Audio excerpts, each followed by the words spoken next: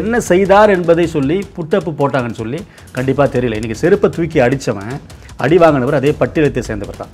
ஆனால் அவர்களுக்கு இன்றைக்கு வந்து திமுகவினுடைய ஏவல் துறையாய் செயல்பட்டு கொண்டு இருக்கிற இந்த காவல்துறை அந்த திருமாவளவன் கட்சியை சேர்ந்த திலீபனுக்கோ இல்லை அங்கே இருக்கிற முருகனுக்கோ மயிலாப்பூரை சேர்ந்த அந்த விசிகா தொண்டர்களுக்கு என்ன வழக்கு அவங்க பதிவு செஞ்சாங்க, அவர்களை விட்டுடுறாங்க. ஆனால் அடி வாங்கினவர் இவர் தான்.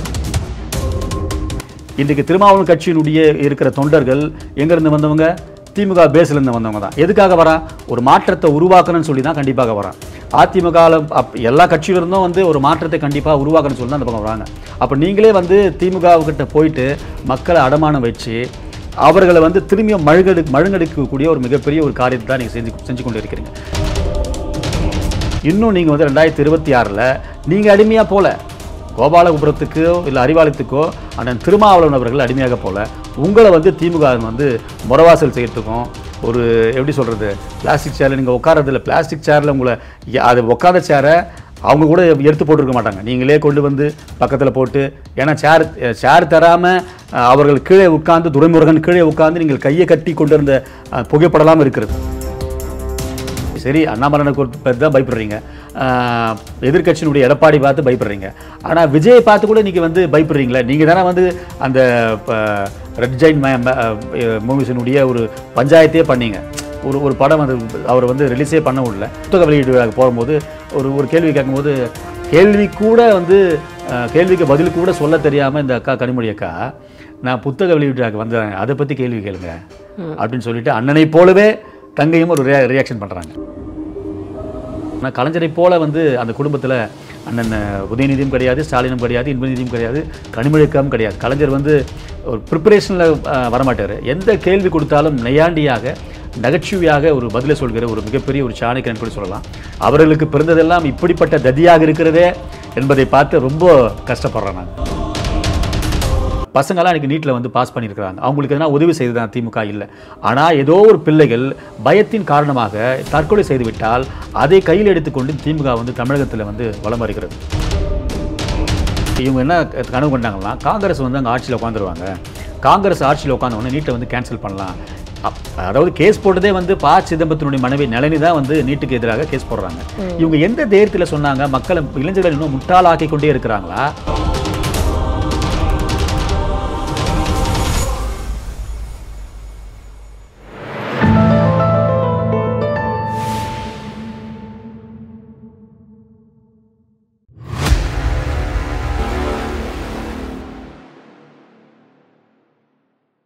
தாமரை டிவி நேயர்களுக்கு அன்பான வணக்கம். இன்று நமது நேர்காணலில் சிறப்பு விருந்தினர் பாஜகவின் மாநில பேச்சாளர் சாமியல் அவர்கள் நம்முடன் இருந்திருக்கிறார். சார் வணக்கம். சார் வணக்கம் மேடம்.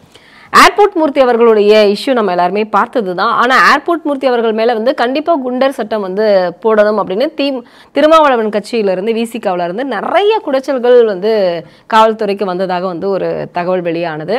உண்மையாகவே வந்து அவர் என்ன தவறு செய்தார்? அவர் என்ன தவறு செய்தார் நமக்கு தெரியாதா? வேங்க வயலில் மலை தவறு தான் கலந்தார்.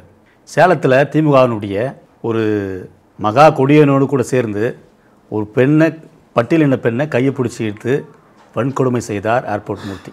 மூணாவது சென்னையில் காஞ்சா சப்ளை பண்ணார் ஏர்போர்ட் மூர்த்தி, ஹெராயின் சப்ளை பண்ணார் ஏர்போர்ட் மூர்த்தி.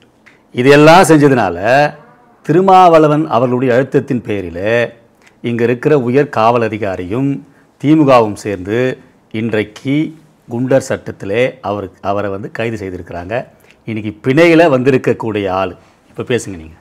இல்லை, வேங்க வயல்ல மனத்தை கலந்தது ஏர்போர்ட் மூர்த்தி அப்படின்னு நீங்கள் சொல்கிறத வந்து எப்படி ஏற்றுக்க முடியும்? அதற்கெல்லாம் அழுத்தம் கொடுக்காத திருமா சேலத்தில் திமுகவினுடைய ஒரு இளைஞன் பட்டியலின பெண்ணை போன வருஷம் கையை பிடிச்சி இழுத்தான். வன்கொடுமை சட்டத்தில் பிசிஆர் ஆக்டில் அவனை கண்டிப்பாக கைது செய்திருக்கணும்.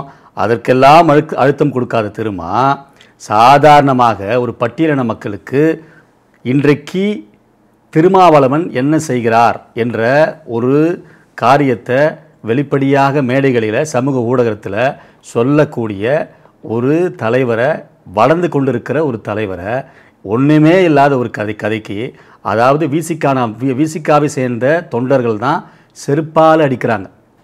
இன்றைக்கி இவர் வந்து எஸ்சி ஜாதியை சேர்ந்தவர். யார்? ஏர்போர்ட் மூர்த்தி. அடித்தவன் யார்? அவனும் எஸ்சி பட்டியலினத்தை சார்ந்த நபர்கள் தான். அதில் 4 பேரோ 5 பேரோ. அடி வாங்கினவர் அதே பட்டியலத்தை சேர்ந்தவர். இந்த பட்டியலத்தை சேர்ந்தவர் அல்லாதவராக இருந்திருந்தால் இன்றைக்கு தமிழகம் எப்படி கொந்தளித்து கொண்டிருக்கும், யாரெல்லாம் பேசியிருப்பான். கண்டிப்பா. சரிங்களா? அப்போ என்ன பண்ணுவீங்க? செருப்பால் ஒருத்தர் அடிக்கிறான், யார் மீது குண்டர் சட்டம் பாயணும்? இவர் தற்காப்புக்காக 2 வாட்டி போலீஸ் ப்ரொடெக்ஷன் கேட்குறாரு. தற்காப்புக்காக ஒரு சின்ன ஒரு கத்தியை வச்சிருக்கிறார். இல்லைங்க, இவர் சுகர் பேஷண்ட்டு, ஒரு ஆப்பிள் கட் பண்ணுறதுக்கு கொடுத்தா கத்தி வச்சுருக்கலாம். காரில் பிரயாணம் பண்ணுவார். 12 மணிக்கு நம்ம ஒரு சுகர் பேஷண்ட் என்ன பண்ணுவான், 12 மணிக்கு தலை ஒரு மாதிரி லோ பிபியாக இருக்கும், பிஸ்கட் சாப்பிடுவாங்க, ஒரு ஆப்பிள் கட் பண்ணி சாப்பிடுவாங்க. நீ கத்தி அப்படி வச்சுன்னு சுற்றலாம். உண்மைத்தன்மை தெரியாமல் இன்றைக்கு திராவிட முன்னேற்ற கழகம், அதாவது திமுகவோடு கூட இவர் திருமாவளவன் கூட்டணி சேர்ந்து கொண்டு பட்டியலின மக்களுக்கு உண்மையாக யாரெல்லாம் குரல் கொடுக்குறாங்களோ எல்லா, அதாவது அண்ணன் ஆம்ஸ்டாங்கனுடைய அந்த சவத்துலேயும் இவருடைய பின்னணிகள் கண்டிப்பாக திருமாவளவனுக்கு தெரிந்திருக்கும். நேற்று ஒரு காணொளி ஓட்சி, அதாவது திருமாவளவனுடைய அட்வொகேட் விங்கில் இருக்கிற பார்வேந்தன் சொல்லிட்டு, இந்த பார்வேந்தன் யாருன்னா மூர்த்தியாரோடு கூட இருந்தவர். அண்ணன் மூர்த்தியார் அவர்கள் இறந்து விட்டார். இறப்பதற்கு முன்பதாக பட்டி தொட்டிகள் எல்லாம் பட்டியலின மக்களுக்காக குரல் கொடுத்தவர் மூர்த்தியார் தான். அப்போ வந்து ஏபிஎல்எஃப் என்ற ஒரு இயக்கமாக இருந்தது. அதுக்கு பிற்பாடு தான் புரட்சி பாரதம் என்ற ஒரு இயக்கம் வந்து தொடங்கப்பட்டது. அந்த ஏபிஎல்எஃப் இருக்கும் பொழுது பார்வேந்தன் என்பவர் மூர்த்தியார் கூட இருந்தார். இன்றைக்கு பார்வேந்தனுக்கு திருமாவளவன் செய்கிற அத்தனை காரியமும் தெரியும். மூர்த்தியாருக்கு எப்படி அண்ணன் திருமாவளவன் லுங்கி கட்டி கொண்டு ஆட்டோவில் பெசன் நகருக்கு போகிறாரோ, பெசன் நகர்னு சொல்லி நீங்கள் சிரிக்கிறீங்கன்னு நினைக்கிறேன், அது உண்மையான கதை. ஹைகோர்ட்டில் நீங்கள் பார்த்துருப்பீங்க, கவிதாவினுடைய இஷ்யூஸ் எல்லாம் ஒரு கை கவுந்தியோடு கூட உண்மையெல்லாம் கேட்டாங்கன்னு சொல்லி, அந்த ரகசியங்கள் எல்லாம் எங்கே இவர் வந்து வெளியே வந்து சொல்கிற போகிறாரு. ஏன்னா 5 நாள் கண்டிப்பாக வந்து நீதிமன்ற காவலில் இவரை வைக்க மாட்டாங்க. ஏன்னா உண்மைத்தன்மை வந்து நீதிபதிகளுக்கு இன்றைக்கி பிணை வந்து அவர் கிடைச்சிருக்கணும். இவர் வெளியே வந்துட்டால் வந்து திரும்பி ரகசியத்தை உடைக்க போகிறான்னு சொல்லி இவர் இப்போ திருமாவளவன் லண்டனுக்கு வர போகிறாருன்னு நினைக்கிறேன். அந்த காணொலியில் இந்த பார்வேந்தன் வந்து அவர் தான் வந்து எதிர்க்கட்சி வக்கீலாக ஏர்போர்ட் மூர்த்தியினுடைய இந்த இஷ்யூக்கு எதிர்க்கட்சி வக்கீலாக திருமாவளவன் சைடில் அவர் தான் போய் ஆஜராகிறார் கோர்ட்டில். அவர் சொல்கிற திருமாவளவன் கேட்குறாரு, என்னப்பாச்சு நாளைக்கு வந்து ஜாமீனுக்கு வருதுன்னு சொல்லி 2 செகண்டில் அந்த கிளிப்பை வந்து கட் ஆகுது. அப்போது திருமாவளவனுடைய அவர் தான் வெளியே வரக்கூடாது, ஏன்னா எலெக்ஷன் வந்து இன்னும் 6 மாதம் தான் இருக்குது. 6 மாதத்துக்கு அவன் கண்டிப்பாக உள்ளே இருக்கணும். குண்டாஸ் என்பது குறைஞ்சபட்சம் 4லேருந்து ஒரு 7 மாதத்துக்குள்ளே அது உடைக்க முடியும். ஏன்னா குண்டாசுனா ஒரு ஆயில் என்று சொல்லுவாங்க, 1 வருஷம் மேலே ஆகலாம், 2 புட்டப் போடலாம். இவர் என்ன செய்தார் என்பதை சொல்லி புட்டப்பு போட்டாங்கன்னு சொல்லி கண்டிப்பாக தெரியல. இன்றைக்கி செருப்பை தூக்கி அடித்தவன், அடி வாங்கினவர் அதே பட்டியலத்தை சேர்ந்தவர் தான். ஆனால் அவர்களுக்கு இன்றைக்கு வந்து திமுகவினுடைய ஏவல் துறையாய் செயல்பட்டு கொண்டு இருக்கிற இந்த காவல்துறை அந்த திருமாவளவன் கட்சியை சேர்ந்த திலீபனுக்கோ இல்லை அங்கே இருக்கிற முருகனுக்கோ மயிலாப்பூரை சேர்ந்த அந்த விசிகா தொண்டர்களுக்கு என்ன வழக்கு அவங்க பதிவு செஞ்சாங்க, அவர்களை விட்டுடுறாங்க. ஆனால் அடி வாங்கினவர் இவர் தான். தற்காப்புக்காக இவர் ஓடுறாரு. ஒரு டிரைவர் இருக்கிறான், ஒருத்தர் தான் இருக்கிறாங்க. நம்ம அந்த காணொலி சீக்வன்ஸை பார்த்தோம். காவல்துறை வந்து மெத்தன போக்காக ஒருதலை பட்சமாக இதை வந்து செய்து கொண்டு இருக்கிறது. அண்ணன் வந்து ரொம்ப மனதைரியம் உள்ளவர். அவர் வந்து 1000 வழக்குகளை பார்த்தவர். கண்டிப்பாக அவர் மனதைரியமாக இருப்பார். இன்னொன்று பார்த்தீங்கன்னா, இந்த குண்டாஸ் வந்து போடுறதுக்கு ஒரு ஸ்டேஷனில் எவ்வளோ செலவாகும் உங்களுக்கு தெரியுமா? 12,000 ரூபாய் செலவாகும். ஒரு சார்ஜ் ஷீட் போடுறதுக்கு 12,000 ரூபாய், பேப்பர் வாங்குறதுக்கே 12,000 ரூபாய் செலவாகும். இந்த 12,000 ரூபாவை அதிமுக ஆட்சியில் அரசே வந்து அந்த ஸ்டேஷனுக்கு கொடுத்தது. ஆனால் இப்போ இந்த திமுகவினுடைய ஆட்சியில் அதை வந்து அந்த ஜீவோ வந்து இவங்க கேன்சல் பண்ணிட்டாங்க, திரும்ப பெற்றுக்கொண்டுட்டாங்க. நீங்களே பார்த்துங்கன்னு சொல்லி. அப்போது ஒரு ஸ்டேஷனில் குறைஞ்சபட்சம் ஒரு மாதத்துக்கு 2 குண்டாஸ் அடிப்பாங்க, அதிகபட்சம் 5 குண்டாஸ் அடிப்பாங்க. அப்போ இந்த காசெல்லாம் வந்து உள்ளே இருக்கிற அந்த ஆய்வாளர்களோ இல்லை அந்த எஸ்ஐயோ அந்த லிமிட் ஐஓவோ யார்கிட்ட போய் வாங்குவாங்க? கண்டிப்பாக கட்ட பஞ்சாயத்து பண்ணி தான் வாங்கணும். ரோட்டில் வேலைக்கு அர்ஜென்ட்டாக போகிறான் பாருங்க, அவங்ககிட்ட ஹெல்மெட் போடல, இல்லை இன்சூரன்ஸ் கிளியர் பண்ணல, இப்படி எல்லாருந்தும் காசு கொடுன்னு சொல்லி இப்படி மக்களுடைய வரிப்பணம் இல்லாது கட்ட பஞ்சாயத்து பண்ணி வாங்கி இப்படி குண்டாசை போட்டு இன்றைக்கி இருக்கிற ஒரு ஆய்வாளர்லாம் வந்து ரொம்ப ரொம்ப ரொம்ப சோகமாக பேசுவாங்க. நப்பா அது குண்டாஸ் போகிற சொல்கிறானுங்க, அழுத்தம் கொடுக்குறானுங்கப்பா, நாங்கள் யார்கிட்ட போய் இப்போ இந்த காசை வந்து நாங்கள் வந்து, ஏன்னா அங்கே இருக்கிற எஸ்பி கொடுக்கணும், டிஎஸ்பி கொடுக்கணும், உள்ள லோக்கல் செக்ஷனில் இருக்கிற கிரைம் எஸ்ஐ கொடுக்கணும், சிபிசிஐடி கொடுக்கணும், உள்ள குண்டாஸில் இருக்கிற அது கிட்டத்தட்ட ஒரு புக்லெட் மாதிரி வரும், குண்டாஸில் இருக்கிற அந்த நபருக்கும் கொடுக்கணும், அவங்க குடும்பத்துக்கு கொடுக்கணும், வழக்கறிஞர்கள் கொடுக்கணும். இப்படி அந்நிய செலவுகளை செய்யும்படியாக ஒரு பக்கம் இருந்தாலும் கூட ஒரு பொய்யான ஒரு வழக்கு பதிவை செய்து புட்டப்பு போட்டு இவர் வெளியே வரக்கூடாது, வெளியே வந்தால் திருமாவளவன் ரகசியங்கள்லாம் திரும்ப வந்து சொல்லுவார். ஏன்னா ஒரு ஒரு ஒரு பாம்பை அடித்து விட்டுட்டு அது எப்படி வந்து கோவப்படுமோ, இன்றைக்கி வந்து தெரியாதனமாக வந்து அண்ணன் ஏர்போர்ட் மூர்த்தி அவர்கள் மேலே அங்கே கை வச்சிருக்கிறாங்க. கண்டிப்பாக அண்ணனுடைய குண்டாசை உடைப்பதற்கு வழக்கறிஞர்கள் ரெடியாக இருக்கிறாங்க. அவர்கள் வந்து உண்மையாக சொல்கிற இந்த சமூக மக்களுக்கு, பட்டியலின மக்களுக்கு ஒரு நல்லதை கண்டிப்பாக செய்வார். கண்டிப்பாக சார். இன்னைக்கு வந்து நான் வாங்குற 2 சீட்டு கூட சிலரால் அதை வாங்கவும் முடியல அப்படின்னு சொல்லிட்டு, நான் வந்து பிளாஸ்டிக் சேரில் உட்காடுறேன்னு சொல்லிட்டு எல்லாரும் வந்து என்னை வந்து ஏளனமாக பேசுகிறாங்க. ஆனால் நான் வாங்குற சீட்டை யாருனால வாங்க முடியல, யார் வாங்க முடியல அப்படின்னு திரும்ப அவர்கள் பேசியிருக்கிறாரு. ஒரு சராசரியான கட்சி வந்து பாஜக கிடையாது அப்படிங்கிற மாதிரியான ஒரு விமர்சனத்தையும் வச்சிருக்காரு. அண்ணன் திருமாவளவன் மறந்துவிடக்கூடாது. முதல் எம்பி ஆண்டு எங்களுடைய மறைந்த முன்னாள் வாஜ்பாய் அவர்களுடைய ஆட்சியில் திமுகவினுடைய கூட்டணியில் முதல் எம்பியாக உட்கார வச்சதே இன்றைக்கி வந்து வாஜ்பாயினுடைய அந்த பிரச்சாரம் தான். அது அண்ணன் வந்து திருமாவளவன் வந்து கண்டிப்பாக மறக்க கூடாது. உங்களுக்கு வந்து இந்த 2026 எலெக்ஷனில் 4 எம்எல்ஏ வந்து இப்போ ஆல்ரெடி இருக்கிறாங்க. நீங்கள் 4 தாண்டி குறைஞ்சபட்சம் 1 வாங்கி இல்லை 2 வாங்கிங்க. 6 சீட்டுக்கு மேலே நீங்கள் உங்களுக்கு தந்துட்டாங்கன்னா உண்மையாகவே சொல்கிறேன், அந்த கருத்தை நான் ஏற்றுப்பேன். இன்றைக்கு வந்து எப்படின்னா, ஆம்ஸ்டாங் அண்ணன் அவர்கள் ஒரு தெளிவான ஒரு கருத்தை வந்து ஒரு மேடையில் வந்து அவர் சொல்லியிருப்பார். திமுகவிலிருந்து தான் நான் வெளியே விசிக்காக வரேன், அதிமுகலேருந்து தான் நான் விசிக்காக வரேன், என்னை திரும்பியும் கொண்டு போய் அதே இடத்துல கொடுத்தா அப்போ என்ன பிரயோஜனம்? இன்றைக்கு திருமாவளவன் கட்சியினுடைய இருக்கிற தொண்டர்கள் எங்கேருந்து வந்தவங்க? திமுக பேஸ்லேருந்து வந்தவங்க தான். எதுக்காக வரான்? ஒரு மாற்றத்தை உருவாக்கணும்னு சொல்லி தான் கண்டிப்பாக வரான். அதிமுகவில் எல்லா கட்சியிலிருந்தும் வந்து ஒரு மாற்றத்தை கண்டிப்பாக உருவாக்கணும்னு சொல்லி தான் அந்த பக்கம் வராங்க. அப்போ நீங்களே வந்து திமுகவுக்கிட்ட போயிட்டு மக்களை அடமானம் வச்சு அவர்களை வந்து திரும்பியும் மழுங்கடிக்கக்கூடிய ஒரு மிகப்பெரிய ஒரு காரியத்தை தான் நீங்கள் செஞ்சு கொண்டு இருக்கிறீங்க. நீங்கள் வந்து பாஜக வந்து குறை சொல்லாதீங்க. இன்றைக்கு வந்து நாங்கள் ஆளுகின்ற ஸ்டேட்டில் பாஜக பட்டியலினத்தினுடைய தொண்டர்களுக்கு மிகப்பெரிய ஃபர்ஸ்ட் ப்ரிஃபரன்ஸ் கொடுத்துருக்கிறது. குறைஞ்சபட்சம் பார்த்தீங்கன்னா பட்டியலினத்தை சேர்ந்த எம்பிக்கள் தான் இன்றைக்கு வந்து நாடாளுமன்றத்தில் அதிகமாக இருக்கிறாங்க. ஆகவே பாஜக காரன் வந்து சரி கிடையாது. இது வந்து அந்த காலம் நீங்கள் சொன்னதெல்லாம் இன்றைக்கி சமூக ஊடகத்தில் வந்து இன்றைக்கி இப்போ நிறைய தொண்டர்கள் பார்த்து கொண்டு தான் இருக்கிறாங்க. ஆகவே இன்னும் நீங்கள் வந்து 2026 நீங்கள் அடிமையாக போல கோபாலபுரத்துக்கோ இல்லை அறிவாலயத்துக்கோ அண்ணன் திருமாவளவன் அவர்கள் அடிமையாக போல உங்களை வந்து திமுக வந்து முறவாசல் செய்யறதுக்கும் ஒரு எப்படி சொல்கிறது, பிளாஸ்டிக் சேரில் நீங்கள் உட்காரதில்ல, பிளாஸ்டிக் சேரில் உங்களை அது உட்கார சேரை அவங்க கூட எடுத்து போட்டிருக்க மாட்டாங்க, நீங்களே கொண்டு வந்து பக்கத்தில் போட்டு. ஏன்னா சேர் தராமல் அவர்கள் கீழே உட்கார்ந்து, துரைமுருகன் கீழே உட்கார்ந்து நீங்கள் கையை கட்டி கொண்டு இருந்த புகைப்படலாம் இருக்கிறது. ஆகவே நீங்கள் அங்கே எதுவுமே சேர் போட்டு போய் பிளாஸ்டிக் சேர் போய் பக்கத்தில் போட்டு உட்காடுறீங்களா இல்லை அவங்க தராங்களா சொல்லி தெரியல. ஆனால் இந்த வாட்டியும் நீங்கள் வந்து கையில் விழுந்தாதான் உங்களுக்கு வந்து 4 சீட்டுக்கு மேலே தருவாங்க. ஏன்னா அவங்களுடைய முழக்கம் வந்து 200க்கு 200 34 மீதி 34 தொகுதி தான் இருக்குது. இந்த 34 தொகுதியை யார் வந்து பிடுங்க போகிறான், என்ன சண்டை நடக்க போகுதுன்னு சொல்லி தெரியல. அண்ணன் அவர்கள் கண்டிப்பாக இந்த தேர்தலில் மிகப்பெரிய ஒரு வீழ்ச்சியை கண்டிப்பாக காண்பார்.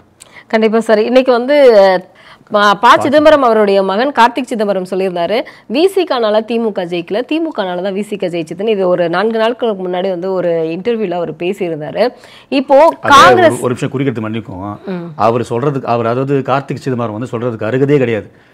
அதே கேள்வி நான் கேட்டா, இன்னைக்கு காங்கிரஸ் இருக்கிற எம்பியா இருக்கட்டும் எம்எல்ஏ இருக்கட்டும் எங்க இருக்குது காங்கிரஸ்? திமுகவில் தான் காங்கிரஸே வந்துச்சு. அந்த வகையில் வந்து இவர் வந்து விசிகாவுக்கு சொல்றாரு. அது வந்து கண்டிப்பாக விசிகாவுடைய தொண்டர்கள் வந்து பதிலடி கொடுப்பாங்க. இப்போ 25 சீட் வந்து கொடுத்தா நாங்கள் வாங்கிக்க மாட்டோம், ஆட்சியிலும் அமைச்சரவையிலும் வந்து கண்டிப்பாக எங்களுக்கு பங்கு வேண்டும் அப்படின்னு சொல்லிட்டு ராஜேஷ்குமார் அவர்கள் வந்து இன்னைக்கு பேசியிருக்கிறாரு. மேலிடம் வந்து என்ன சொல்லுதோ அதை கண்டிப்பாக நாங்கள் கேட்போம், ஆனால் இதுக்கு முன்னாடி இருந்த மாதிரி காங்கிரஸ் இருக்காதுன்னு சொல்லியிருக்காரு. இதை எப்படி பார்க்குறீங்க சார்? இதெல்லாம் சும்மா வந்து மீடியா ஃபிளாஷுக்கோசம் வாயில வைக்கணையாக பேசிடலாம்.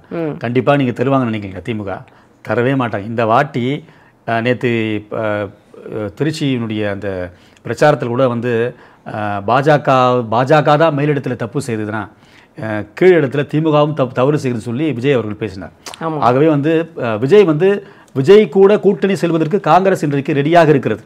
ஆகவே தான் நாங்கள் வந்து திமுக வந்து 200க்கு 200ன்னு சொல்லி ஒரு முழக்கத்தை ஏற்படுத்திட்டாங்க. 34 சீட்டு தான் இருக்குது, நம்மளுக்கு எவ்வளோ திறப்பாங்கன்னு சொல்லி தெரியல. அதாவது விசிகாவும் எவ்வளோ கேட்க போகுதுன்னு சொல்லி தெரியல. அங்கே இருக்கிற சண்முகமாக இருக்கட்டும் அல்லது முத்தரசனாக இருக்கட்டும், இந்த சின்ன உதிரி கட்சிகள், இந்த நாடார் பேரவை, அது இந்த உதிரி கட்சிகள் எல்லாம் மிஞ்சி போனால் வந்து நம்மளுக்கு சீட்டு வருமானு சொல்லி தெரியாத ஒரு சூழ்நிலையில் இன்றைக்கி வந்து காங்கிரஸ் குழம்பி கொண்டு இருக்கிறது. ஆகவே இப்படிப்பட்ட ஒரு அழுத்தத்தை திமுகவுக்கு கொடுத்தாலாவது அவங்க வாயிலிருந்து ஏதாவது பதில் வருமா என்று சொல்லி ஒரு பார்க்கிற ஒரு வன்மமாக இதை வந்து நம்ம வந்து கருதலாம். கண்டிப்பா கூட்டணி பேச்சுவார்த்தை நடத்துவாங்க இல்லையா, அப்ப இந்த அவங்களுடைய கருத்துக்களை வச்சா திமுக கொடுக்க வாய்ப்பு இருக்கு இல்லையா? கண்டிப்பாக வாய்ப்பே கிடையாது இந்த வாட்டி. இன்னொன்று, திமுக வந்து ஒரு மிதப்பில் இருக்குது, ஒரு ஆணவத்தில் இருக்கிறது. இந்த வாட்டி 2026 வந்து நாங்கள் வந்துடுவோம்னு சொல்லி குறிப்பாக அவர்கள் வராததற்கு 2026 கண்டிப்பாக திமுக வராது. அவர்களோடு கூட இருக்கிற கூட்டணி தலைவர்களே இன்றைக்கு திமுகவுக்கு இப்படிப்பட்ட சூட்சமத்தை பண்ணி கொண்டு இருக்கிறாங்க. ஏன்னா பயமுறுத்துறாங்க. விசிக ஒரு பக்கம் பயமுறுத்துது, காங்கிரஸ் ஒரு பக்கம் பயமுறுத்துது. மக்கள் எல்லாம் தெளிவாக இருக்கிறாங்க. ஏன்னா போன 5 ஆண்டு காலத்தில் மக்கள் வந்து மாற்றத்தை வந்து கண்டிப்பாக எதிர்பார்ப்பாங்க. அது அம்மையார் இருக்கும்போதும் சரி, கலைஞர் இருக்கும்போதும் சொல்லி 5 ஆண்டு இவர்கள் வந்தால் இவர்களுக்கு ஓட்டு, இன்னொரு 5 ஆண்டு அவர்களுக்கு ஓட்டு இருந்த மாற்றத்தை உருவாக்குவதற்கு இன்னைக்கு மக்கள் எல்லாம் தெளிவாக இருக்கிறாங்க. 2026 திமுகவும் வராது, காங்கிரஸும் வராது, விசிகாவும் வராது. பாஜகவினுடைய கூட்டணி கண்டிப்பாக வெற்றி பெறும். நீங்க அப்படி சொல்றீங்க. ஆனா கனிமொழி அவர்கள் வந்து சொல்றாங்க அதிமுக அவங்கள வந்து பாதுகாக்க வேண்டியது அவங்களுடைய வேலை தான், திமுக வந்து உடைக்கணும். அண்ணாமலை பற்றி கேட்கும் போது துயரு வரன்னு ஓடுறாங்க. பட்டின ஒரு கொலையில் வந்து ப்ரெஸ் மீட்டில் சமூக ஊடகங்கள் ப்ரெஸ் மீட்டில் மைக்க நீட்டுறாங்க, ஓடுறாங்க. நேற்று கூட விஜய் பற்றி சரி அண்ணாமலைக்கு பற்றி தான் பயப்படுறீங்க, எதிர்கட்சியினுடைய எடப்பாடி பார்த்து பயப்படுறீங்க. ஆனால் விஜயை பார்த்து கூட இன்றைக்கி வந்து பயப்படுறீங்களே. நீங்கள் தானே வந்து அந்த ரெட் ஜெயின் மூவிஸினுடைய ஒரு பஞ்சாயத்தையே பண்ணீங்க. ஒரு படம் வந்து அவர் வந்து ரிலீஸே பண்ண விடல. ஆனால் இவங்க தான் இவருடைய அம்மையார், அதாவது ராசாத்தே அம்மாலும் இவங்களும் சேர்ந்து தான் உதயநிதி கிட்ட பஞ்சாயத்து பண்ணி அதை வந்து டிஸ்ட்ரிபியூட்டர்கிட்ட வந்து எல்லாத்தையும் கொடுங்கன்னு சொல்லி பஞ்சாயத்து பண்ணவங்களே இவங்க தான். காவலன் மூவி. ஆமாம், இவங்க தான் பஞ்சாயத்தே பண்ணாங்க. நேற்று வந்து விஜய் பேசுறதுக்கோசம் நம்மளுடைய சமூக ஊடகத்திலேருந்து புத்தக வெளியீடு விழாக்கு போகும்போது ஒரு கேள்வி கேட்கும்போது கேள்விக்கு பதில் கூட சொல்ல தெரியாமல் இந்த கனிமொழி அக்கா, நான் புத்தக வெளியீட்டாக வந்தேன், அதை பற்றி கேள்வி கேளுங்க அப்படின்னு சொல்லிட்டு அண்ணனை போலவே தங்கையும் ஒரு ரியாக்ஷன் பண்ணுறாங்க. அப்படின்னா கனிமொழி, அதாவது அவங்க தகப்பனாருடைய இருந்து அரசியலிருந்து வந்தவங்க, அவங்களே விஜயை பார்த்து பயந்துக்கிறாங்களா? விஜயை பார்த்து பயந்து தானே ஆகிறாங்க. ஏன்னா இப்போ நீங்கள் வந்து அவங்களுக்கு வந்து எப்படின்னா கேள்வி வந்து அங்கே வந்து ஒரு 2-3 மைக்கு தான் நான் பார்த்தேன். ஏன்னா இப்போ ஒரு சில அது திமுகவினுடைய ஃப்ளேவராக கேட்குற ஊடகவாளர்கள் இல்லை. திடீர்னு எடுத்த உடனே அந்த விஜய் பற்றி கேட்குறாரு.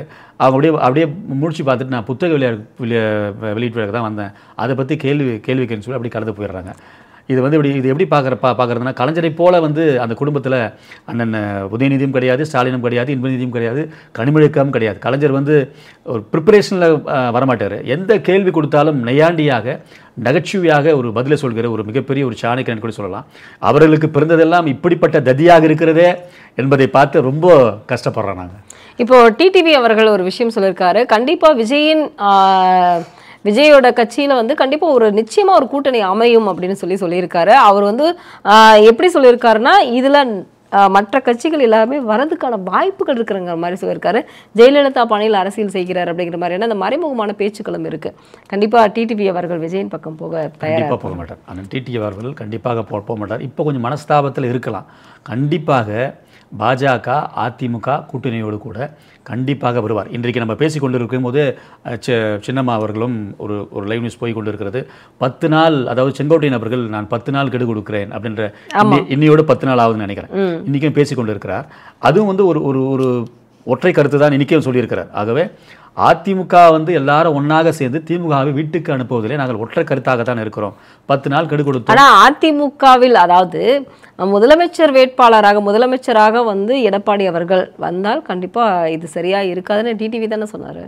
அவர் வேண்டாம் இருக்காது என்பதிலே இதையும் சொல்லியிருக்கிறாருல்ல. நாங்கள் பாஜக, அதாவது அனைத்து இந்திய அண்ணா திராவிட முன்னேற்ற கழகம் எப்படி பாஜகவோடு கூட ஒரு கூட்டணி இருக்கிறதோ அதே போல் அம்மா மக்களுடைய இயக்கம் கூட்டணியாக நாங்கள் அங்கத்தினராக வந்து நாங்கள் வந்து தமிழகத்தில் வந்து புறப்பட்டு பிரச்சாரம் செய்து திமுக வீழ்த்துவதற்கு பாடுபடுவோம். இன்றைக்கி செங்கோட்டையன் கூட அவர் டிமாண்ட் வச்சிருக்கலாம், கண்டிப்பாக வந்து 2026 நான் வந்து ஒரு சப்போர்ட் பண்ணி நானும் சப்போர்ட் பண்ணுறேன். ஆங்காங்கே தனித்தனியாக அவர்கள் தனித்தனியாக வந்து வேலை செய்வது ரொம்ப மிகப்பெரிய நம்மளுக்கு பாசிட்டிவ் தான்.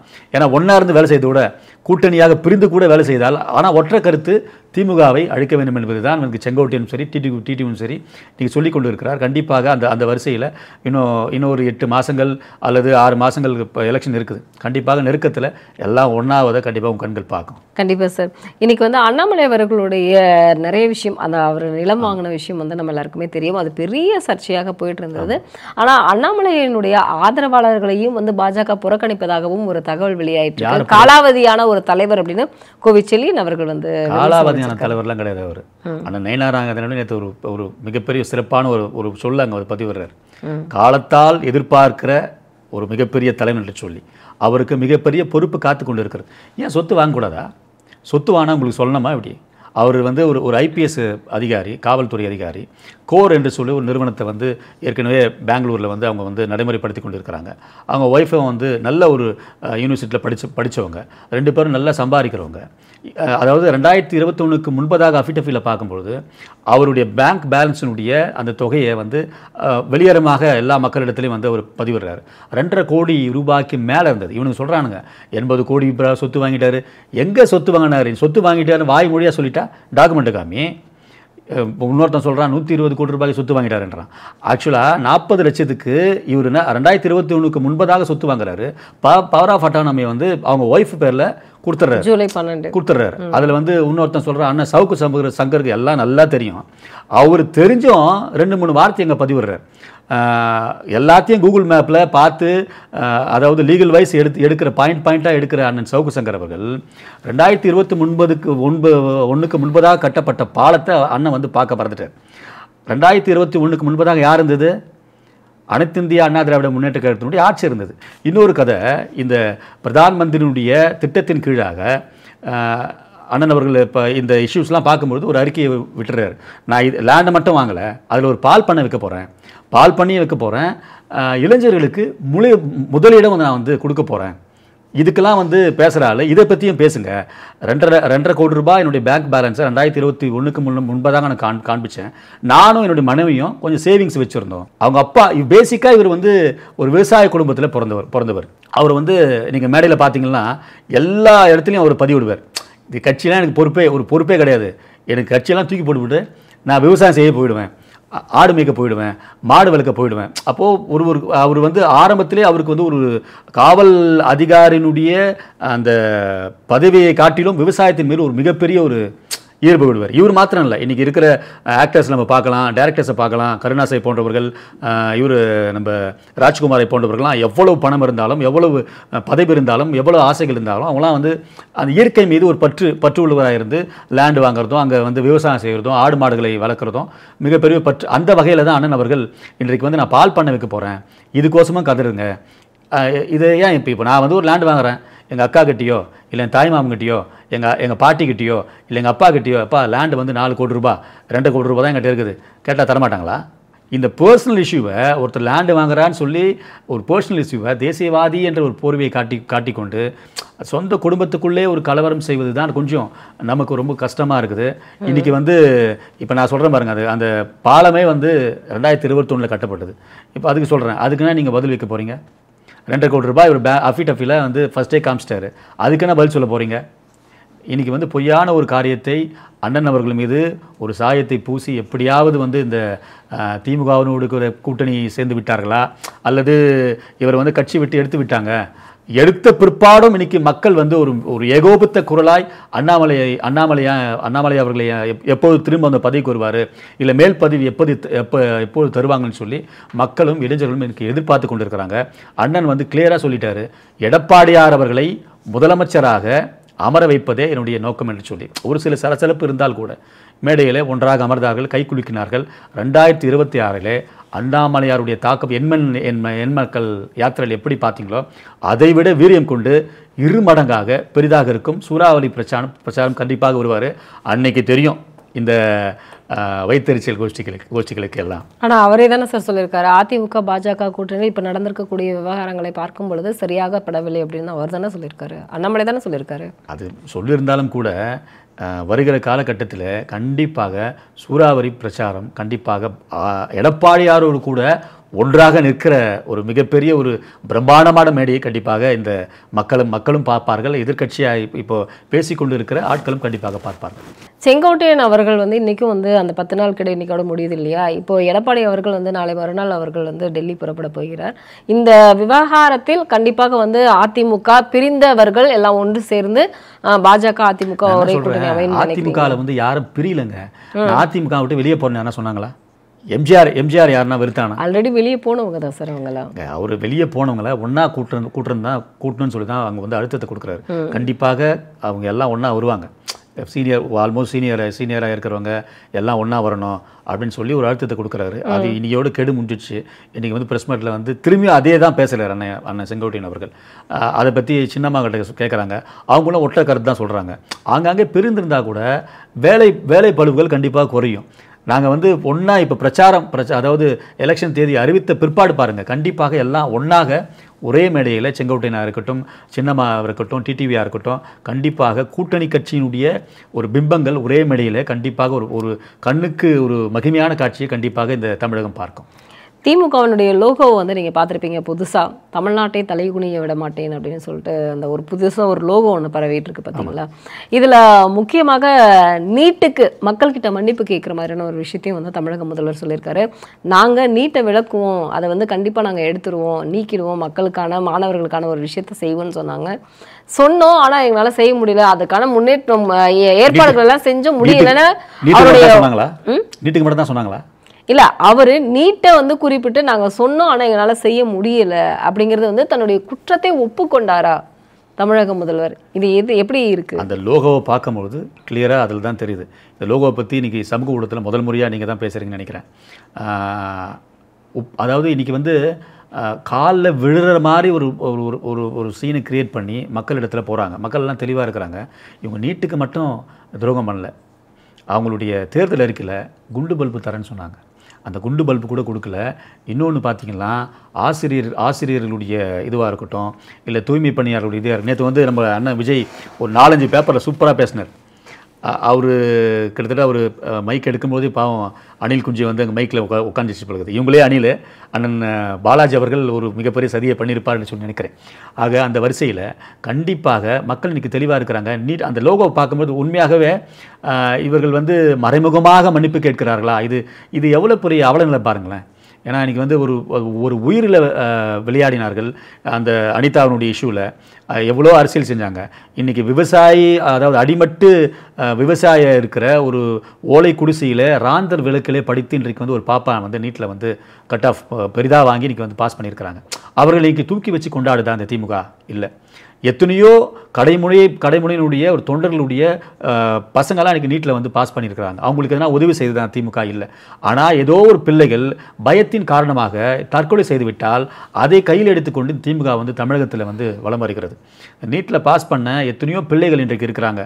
அந்த பிள்ளைகளை தேடி போய் அங்கே இருக்கிற அமைச்சர்மார்கள், எம்எல்ஏமார்கள், அவங்க ஸ்பான்சர்ஸாவோ இல்லை அவங்களுக்கு என்ன உதவி இல்லை, இன்னைக்கு நீட்டில் வந்து ஒரு பாப்பா நம்ம பார்த்து மலைவாழ், அந்த பாப்பா பேர் நான் மறந்துட்டேன், மலைவாழ் கிராமத்தில் கரண்ட்டு கூட இல்லாமல் இப்போது அந்த வீட்டுக்கு கரண்ட்டு வந்ததான்னு கூட சரியாக தெரியல.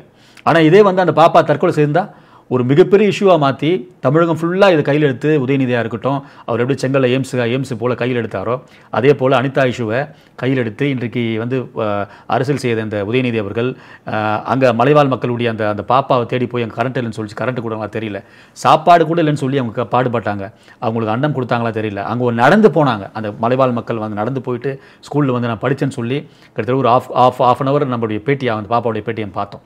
ஆகவே இந்த திமுகவினுடைய கூட்டத்தை கண்டிப்பாக இளைஞர்களும், இப்படிப்பட்ட இளைஞர்களும் பிரேக் த்ரூ பண்ணி கண்டிப்பாக மாற்றத்தை கண்டிப்பாக கொண்டு வருவாங்க. இப்போ இவருடைய பேச்சுக்கள் வந்து கண்டிப்பா திமுக அந்த எலெக்ஷன்ல வந்து கண்டிப்பா மாற்றத்தை வந்து ஏற்படுத்தும் அப்படின்னு நினைக்கலாம் இல்லையா? ஏன்னா அவங்க நாங்க சொன்னோம் ஆனால் செய்ய முடியல அப்படிங்கிறது வந்து அவர் மன்னிப்பு கேட்கிற விதமா, அந்த ஆதங்கத்தை ஏற்படுத்துற விதமா இருக்கும். மன்னிப்பு கேட்டுன்னு தாங்கிறாரு. பிரியாணி கடையில் குத்து சண்டை போட்டான், முக ஸ்டாலின் மன்னிப்பு கேட்டார் வந்த உடனே. இல்லை இந்த விவகாரம் வந்து ஒரு தாக்கத்தை ஏற்படுத்தும் இல்லையா மக்கள்? கண்டிப்பாக தாக்கம் என்பது எப்படி சொல்கிறீங்கன்னா, இது இது எப்படின்னா என்னால செய்ய முடியல, என்ன பண்றது, மன்னிச்சுக்கோங்க. ஆனா அடுத்த விஷயங்கள் எல்லாம் செஞ்சிருக்கோம். மக்கள் கொடுத்த மத்திய அரசு கொடுத்த நிதி வந்து நம்ம வந்து சரியா செயல்படுத்திருக்கோம்னு சொல்லியிருக்காரு இல்லையா? ஒரு ஆதங்கம் மக்கள் கிட்ட இருந்து அந்த ஆதங்கத்தை அவர் வந்து அவர் பரிதாபமாக அதை வந்து சொல்லியிருக்காரு. இவங்க என்ன கனவு கொண்டாங்கன்னா, காங்கிரஸ் வந்து அங்கே ஆட்சியில் உட்காந்துருவாங்க, காங்கிரஸ் ஆட்சியில் உட்காந்தவொடனே நீட்டை வந்து கேன்சல் பண்ணலாம். அதாவது கேஸ் போட்டதே வந்து ப. சிதம்பரத்தினுடைய மனைவி நளினி தான் வந்து நீட்டுக்கு எதிராக கேஸ் போடுறாங்க. இவங்க எந்த தைரியத்தில் சொன்னாங்க? மக்களை இளைஞர்கள் இன்னும் முட்டாளாக்கி கொண்டே இருக்கிறாங்களா? அதாவது காங்கிரஸ் அங்கே உட்காந்தா இன்னைக்கு பாரத பிரதமராவது இதை பற்றி ஏதோ முட்டாள்தனமாக பேசி கொண்டு இருக்கிறாங்க, எப்படி நீட்டை கேன்சல் பண்ணணும்னு சொல்லி அவர் கடந்து போயிடுறாரு. இந்த காதில் வாங்கி இந்த காதில் விட்டு பிஜேபிக்காரன் நாங்கள் தான் பேசி கொண்டு இருக்கிறோம், தெளிவுபடுத்துகிறோம் மக்களுக்கான. அங்கே இருக்கிற அமைச்சர் ஏதோ கத்தி கொண்டு இருக்கிறான்னு சொல்லி கடந்து போயிடுறாங்க. ஆனால் காங்கிரஸ்காரன் வந்தால் ஓப்பனாகவே கேட்டிருப்பான். யார்கிட்ட? அங்கே நாடாளுமன்ற 40 MP கிட்டையும் ஓப்பனாக கேட்டிருப்பான். எப்படிங்க அது கேன்சல் பண்ண முடியும்? அதாவது இம்ப்ளிமெண்ட் பண்ணதே நாங்கள் தான். இன்றைக்கி வந்து அது நீட்டை மாத்திரம் இல்லை, அது மீத்தேனாக இருக்கட்டும், இல்லை இந்த மத்திய அரசினுடைய காங்கிரஸினுடைய நம்ம கட்சித்தீவாக இருக்கட்டும், எல்லாத்தையும் இம்ப்ளிமெண்ட் பண்ணும்போது திமுக தான் கூட இருந்தது. நாங்கள் எல்லாம் அப்போது நீங்கள் கட்டிங்க வாங்குறதுக்கு மட்டும், உங்களுக்கு வந்து ஷேர் வரத்துக்கு மட்டும் நீங்கள் இம்ப்ளிமெண்ட் பண்ணுறீங்க. இப்போ எலெக்ஷன் வரும்போது எது செய்ய முடியலையோ பிரதமர் மேலே வந்து நீங்கள் வந்து பழிய போடுவீங்க, பாஜகனுடைய அரசு மேலே பழிய போடுவீங்க. காங்கிரஸ் வந்தால் செஞ்சுருக்கோம், காங்கிரஸ் வந்தால் கூட எப்படி செஞ்சுருக்கோம்? ஒரு சட்டம் தெரிந்தவன், ஒரு அஜெண்டா தெரிஞ்சவன் ஒரு ஜிஓ பாஸ் பண்ணிட்டா கண்டிப்பாக அதனுடைய சிக்கலை வந்து இடியாப்ப சிக்கல் கண்டிப்பாக எடுக்கவே முடியாது. ஆகவே இவர்கள் வந்து இப்போயே பாருங்கள் மன்னிப்பு கேட்டாங்க. ஏன்னா எரிஞ்சுகளெல்லாம் தெளிவாக இருக்கிறாங்க. இது வந்து இந்த இடத்துல வந்து நீங்கள் எப்படி பார்க்கணுங்கன்னா, கண்டிப்பாக சொல்கிறேன், இது வந்து ஒரு மிகப்பெரிய ஒரு வீழ்ச்சியை வந்து இன்றைக்கு திமுக வந்து கண்டிருக்கிறது என்பதை நான் பதிவு செய்கிறேன்.